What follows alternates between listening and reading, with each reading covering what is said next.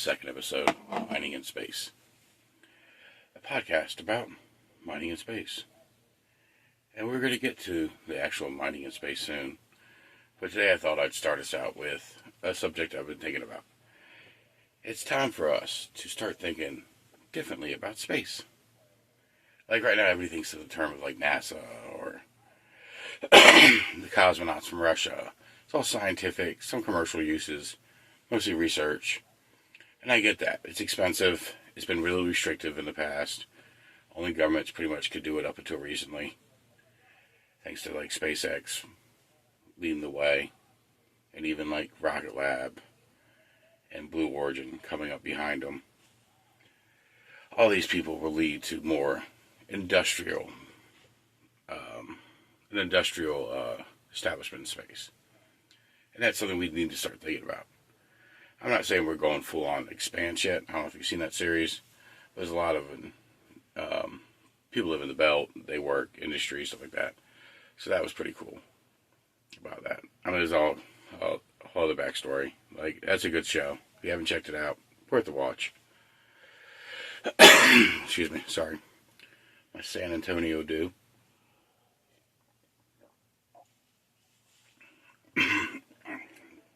This much Patron.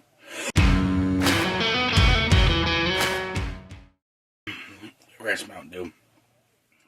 Oh my god. I'm sure they're going to call a filter or something like that. San Antonio Dew. Take this much Mountain Dew. Patron. Can of Mountain Dew. It's pretty freaking good. If you haven't tried it, highly recommend it. So that's why Saturday night, late at night, nice drink. Figured I'd record this podcast. Anyways, let's keep going. So like space. Right, everything, I mean, you look at space and all the stuff we do about it, it's all for scientific. I mean, it's NASA, it's government, it's slow, it's pretty, it's hand-picked, you know, which is fine, which is great. I mean, I have no complaints about it. But it's time for us as a society to start looking at space more like an industry hub. Like, you got your mining, which obviously this is what the channel's about. A lot of that will be the start of industry because money you make off of that will pave the way and pay for like refineries and stuff like that. And once we get refineries and manufacturing up and running, then we're off to the races. The solar system will be conquered in no time at all. And we'll establish colonies throughout the solar system.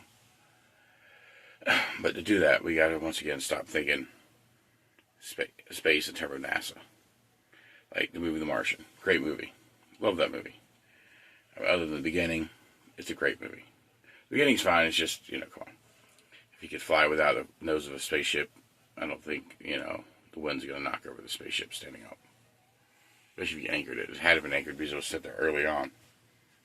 Kind of a little plot hole. But anyways. It's a NASA mission. It's slow.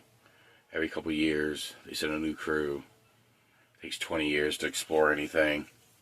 And I get it. Like humanity. I can't believe I just did that with my hands. Oh my god. But, and that's kind of the way a lot of people look at space and industry and space exploration right now. And you got to look at it more of the way of like the Industrial Revolution. What industry can we do next? What industry advancement do we need to do to make the next leap forward? Such as like mineral processing. Now, mineral processing in orbit is crucial. And you have a NASA program and you have Astroforge working on those programs right now. Besides that, it's hard to find anybody else seriously doing anything in that research. I've read some papers, I've looked online. I'm still exploring for, I have my own theories. I think I do have a video up. If not, it will be up soon. Explaining my my theory for it. I mean, obviously, we want to exploit microgravity for the unique potentials of materials. Like, there's all kinds of cool stuff. I'm sorry, I don't have my notes with me right now, so I don't want to misspeak, but there's a lot of metamaterials that are going to be developed because of microgravity production. But we're going to still need probably regular production of things even as simple as steel. I mean, yes, the Starship is made out of stainless steel, which is great because it shows people that steel is actually still useful. And there's so much iron out there. Like, iron is the most commonly found metal I know of in asteroids. Metal, commonly found. There's carbon, rock, carbon rocks out there, which are pretty common too. But it makes sense. There's a lot of carbon around Earth. And the silica, blah, blah, blah. But, and ice. Comets look pretty. They're cool. But comets are going to have to be exploited massively. And we're going to need to start looking at space based around exploitation, which I know is a terrible word. It's a terrible word on Earth. So, probably shouldn't use that. Instead of exploitation, utilization. That sounds better. So, the utilization of things such as comets to either feed Mars or feed space stations. Or Sirius. Sirius, they got a lot of water on Sirius, apparently. It's salt water, too, from what I think I saw the other day. I could be wrong about that. Like I said, it's about the third one. Best part of the day. Everybody's asleep. I can just think. But yes, even me, and I hate referencing this because I feel like I'm just plugging away, but I'm not trying to plug away, but my thoughts for it were even down to my second generation ideas for a mining barge is called the box. I do have a video about that. It gives a basic overview. I'm not the best at animation. I'm still learning. This stuff's not as easy as it looks. I mean, you see people do it on YouTube, and it's just like boom, boom, boom, boom, boom. Anyways, I'm getting sidetracked. So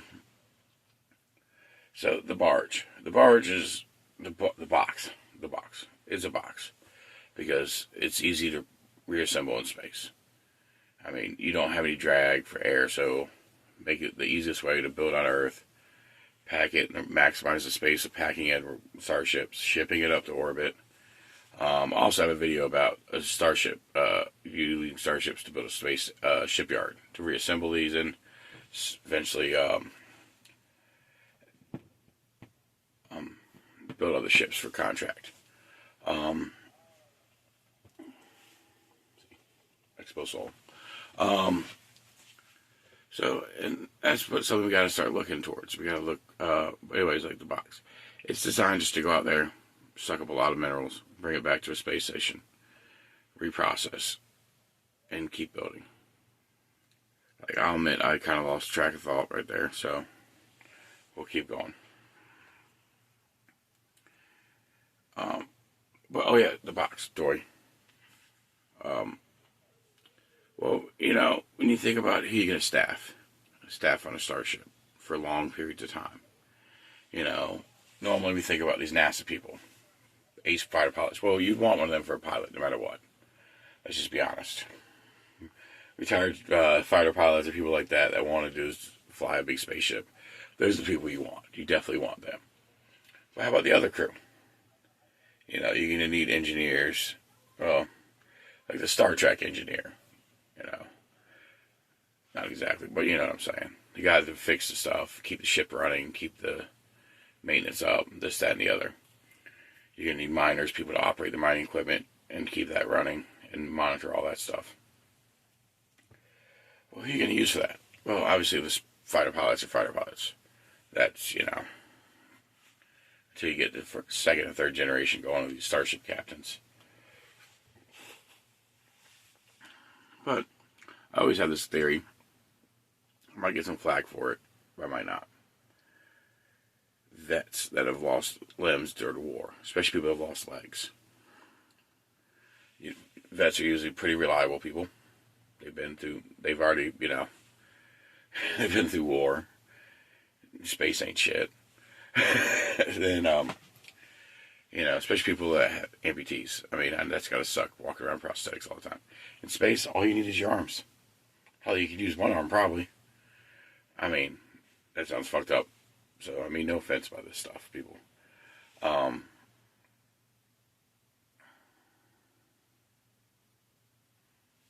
but yes, those type of people you gotta think about. Like, because the box, if it goes out, it's gonna be out for 6 months to a year. It's gonna be like old-timey whaling ships. You're going on a voyage, 6 months to a year. See you when you get back. Good luck. Be safe. Hope you got enough food. Which you should, because, I mean, ships like that would have to be big enough to grow some of their own food, and plus you would, stuff you can't grow, you would obviously freeze dry and ship up there and have it stocked up per trip. So that's something else you gotta think about. But, something like that. Somebody that would benefit from being in space. People with bad knees, stuff like that. Crap on Earth that would normally disqualify people from certain things. And low gravity or no gravity, microgravity, you just float around. So the fact your knees are shot doesn't matter anymore. Yeah, because, psychologically you want to be able to find people that will benefit from being up there. So they're willing to work longer times without getting grumpy. Or, people get grumpy at their work anyways, but versus getting, like, the physically fit, perfect specimen. And SpaceX and Blue Origin especially. And, oh my God, Richard Branson's company, Virgin Galactic. He did it first. They did it first. They got a person in space, private person in space. All of them have shown that, anybody can pretty much survive up there so far. And, might as well get some people that has, the benefit of being up there and they stay longer term. That's what I mean by when you start thinking more laterally about who's going to space and who's, how we look at it versus, I know people don't want to look at it and think of space as, refineries, all the tubes and all the craziness and, but the stuff, if we can concentrate the stuff up there, we don't have to do the stuff down here. And it just saves the planet.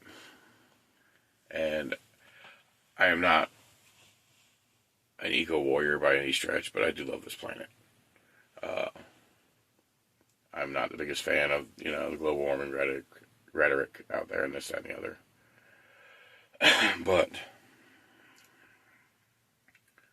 you shouldn't destroy, plants if you don't have to. The planet, not plants. Plants too, but yes, you shouldn't destroy animal habitats when we can exploit dead asteroids out there. And that's another part of the outlook too. You got to start thinking about industrial purposes for that. We need a lot of these rare minerals, especially rare earth stuff, for things like batteries, reactors. Like fusion reactors. Other green technologies, computers.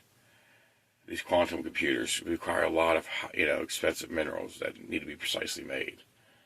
And having more abundance will allow us to build more of them. And also the other benefits we haven't discovered yet. Some of these metamaterials, I'm sure we're going to be able to develop in zero gravity. And I would love to see, labs like the old days. I don't know if you ever seen the movies from, the 40s, 50s, and 60s. With the oil companies just ooh, what else can we make? Ooh, what else can we make? Now, yes, there were some negative consequences from that stuff. And there always is. There's always the good with the bad. But, all in all, it helped us move forward. Plastics have been a game changer. Yeah, they've been overly used and they need to be curtailed and we need to figure out what microplastics is about. And there's stuff we need to do. There's make no mistake about it.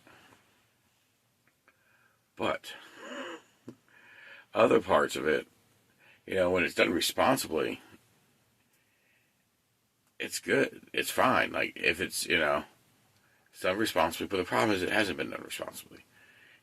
Recycling has been, a lot of that stuff's been shipped overseas and just dumped out in fields because it's not worth anything. But we tell these other countries, oh, you got to take this because we can't fill the landfills with it. Because we told everybody we're recycling it. So, and stuff like that contributes to it too. But that's another subject. That's for another channel. So there's tons of people. And another thing, speaking of other channels, the channel called Dust Ups with Sean Overton, I think okay, his name's Sean, but it's called Dust Ups. It's a guy that bought a piece of worthless land in the middle of Texas, and he's trying to terraforming. Speaking of another thing, way we have to look at things like Mars, terraforming Mars. Everybody thinks, oh, we can't just go there and just snap our fingers and make it an Earth. No, you have to do a lot of work to make it an Earth. And this guy's channel, Sean Overton's channel, is great. I'll link it in the description, or link it somehow. Because it's a guy trying to figure out how to terraform his chunk of land in Texas.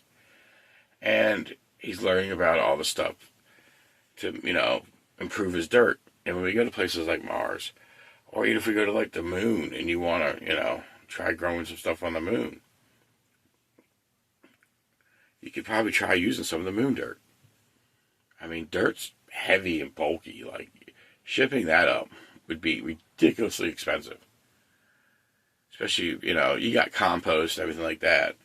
And that's what you'd have to do. You'd almost have to, realistically, what you would do in the situation for me is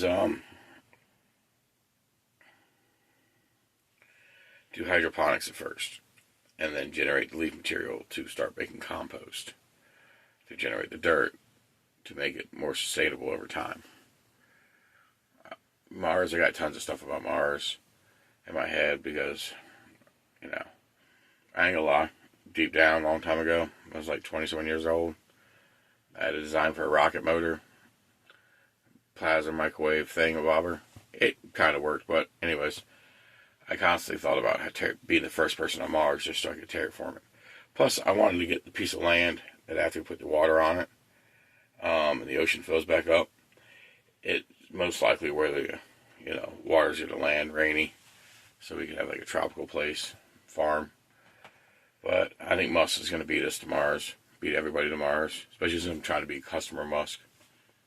And there we go again, once again, back to that mindset change versus, exploring to industrializing.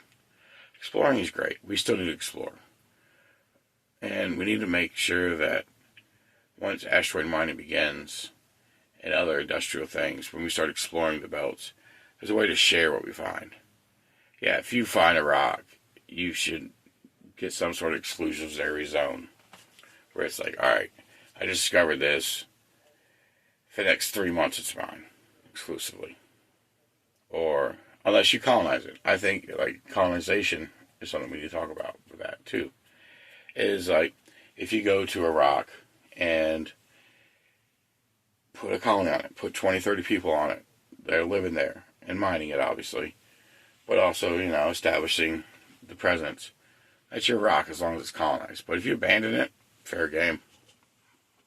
Theory of mine.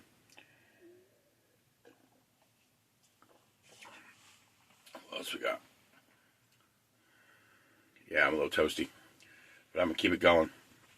What the hell? Now I'm supposed to be starting a company, and I'm working on that. And these are things I think about, because, when I talk to people about it, their mindset is all stuck in this whole realm of NASA. And most people, I talk to Americans. I live in America. So if you're not from America and you're like, I don't think about NASA, I get it. Don't blame you. The rest of the world, some of your, Russia, China, India. India hasn't put India hasn't put somebody in space yet. But Russia and China, I mean, they put people in orbit. A lot of people have gone up on American rockets and Russian rockets to the space station, which I disagree with them trashing it. I think they should use it as a base platform to build a new space station segments off of it. You got that, and then just gut it and rebuild it, or use it for storage. I mean, you got it up there. Why destroy it? You could just. But anyways, that's once again government for you. Private sector people would be like, all right, let's just figure out how we can realize this thing. It's like my Starship design, my shipyard design. It's designed to go up in 15, 20 trips, probably less, on the starships, build the platform, ship the materials up to reassemble the exterior of the box and the interior, you know, put all that in there before you lock it up all the way. So you'd build like the bottom and the top, or, you know, probably honestly, you'd probably build the top, then the bottom, the sides to the bottom, leave the bottom open, just put all the crap in there because there's no gravity, or microgravity, sorry. And just build the floor and then airtight it and then assemble all the stuff inside and then boom, Bob's your uncle. Start putting up supplies and move on and then start leasing that bad boy out.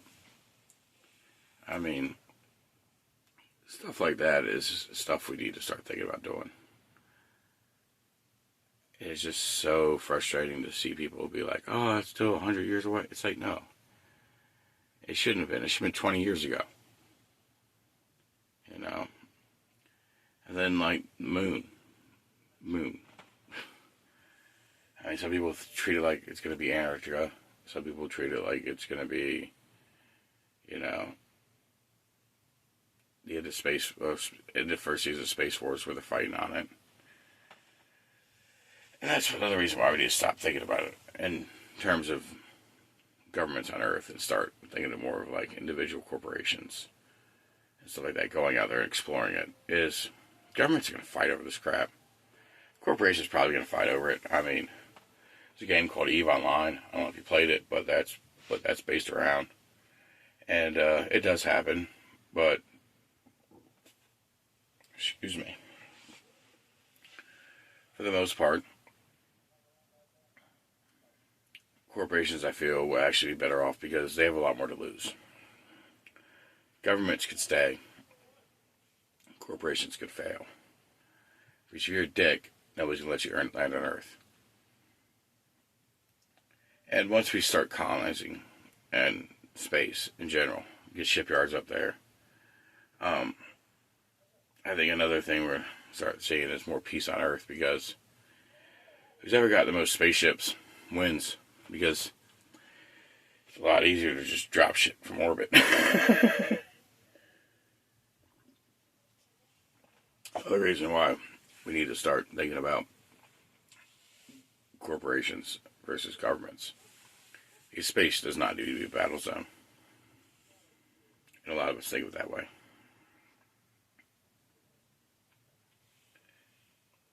It shouldn't. I know. Peace, love, hippie crap, but, you know, you look at the world today and it's just a bunch of crap. Alright, change subject.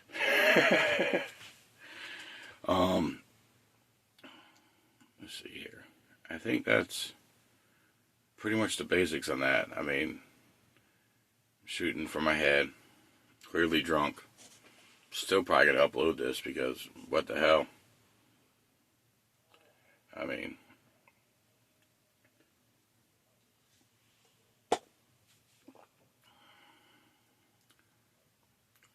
what else we got around the world?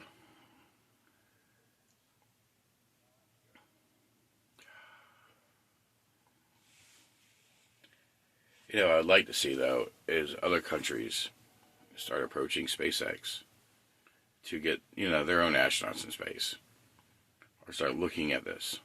I mean, I'm sure countries like Saudi Arabia and such, they're trying to move off oil industry. So they should probably look into space industry.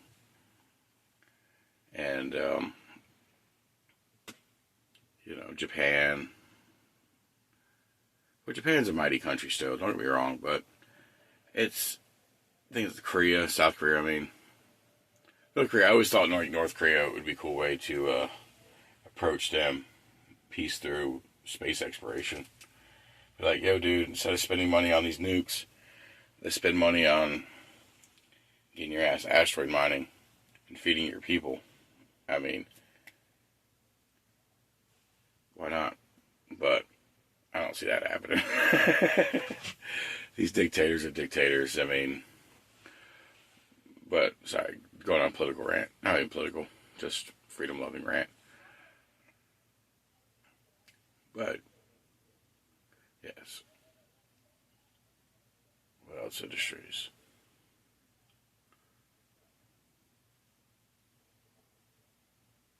Yeah, it's pretty much. I think once we get a colony, a neutral colony, some billionaire or something like that hire SpaceX to build them a colony on the moon. Because the colony on the moon will probably be before the colony on Mars.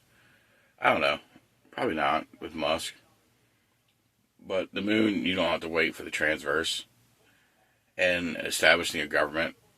And once again, contact me for your asteroid mining needs because you need to back your own currency. And me transporting a bunch of platinum to your vaults will help you out. Uh-oh. U.S. government might not like that. I'm not trying to fight their currency, but I gotta have an exchange rate with their currency. And that's something asteroid mining can do for future space countries. That will be something interesting coming up soon is, how does that form up? How does that go? We think of everything on Earth terms, and I get it because we all live on Earth. But creating new countries in space will allow us to, try some different stuff. And heck, people, even your separatist type people, would have the opportunity to possibly build a space station, group up on Earth, figure out what they want to do, minerals, manufacturing, food, say if you're, let's see here, I'm trying to figure out a non-radical group. A group of nerds that want to create a society based around science and advancement and a whole bunch of nerdy stuff. Yes, you can all go together and make, the telecom hub, and build a whole society based around that and be away from everybody else and see what happens. That would be something cool, especially if, as long as, people like the UN, well, and Earth in general, just stay on Earth, which they should. Earth is Earth. Earth companies should never have priority. And saying from a guy that's trying to create an Earth company.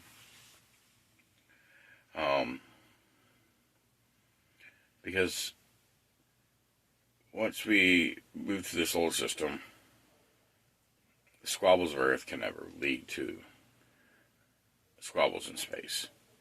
Because the consequences up there are much more dire. Not, you got the orbital debris problem and stuff. And this is not the subject I was trying to go off of. So, but I definitely see us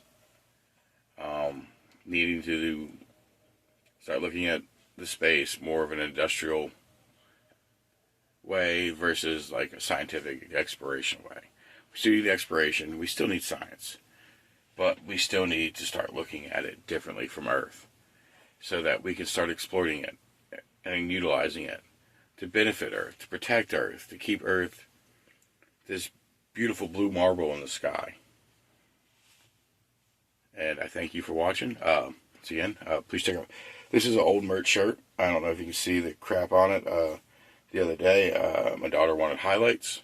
So I forgot to take the shirt off, and my new shirt's on the way. But I felt like that's why I didn't wear it last podcast, because my dumb butt decided to not change out of it and bleach her hair. So if you see any of the stuff up here, that's why. But I do have other merch at my merch store. The link will be in the description for that. Please check it out. I'm trying to build up funds to get a little small garage or warehouse so I can start gathering up materials and build a prototype for my mining ship, which will allow me to mine select rocks. It's, targeted miner. And with it, I'll be able to generate the funds to build the box. And the box is the key to the long term and to getting other people's going. And on that note, if you're somebody else that would like to communicate with me on this podcast or even promote yourself, if you have an idea and you're trying to do a startup, please let me know and I will gladly promote you. I love the idea of more people trying to do this. The more people that are trying to do it, the shows, the more probability of this actually happening very soon. And it should happen very soon. But, you know, keep that why can't we attitude, and let's rock and roll. Deuce.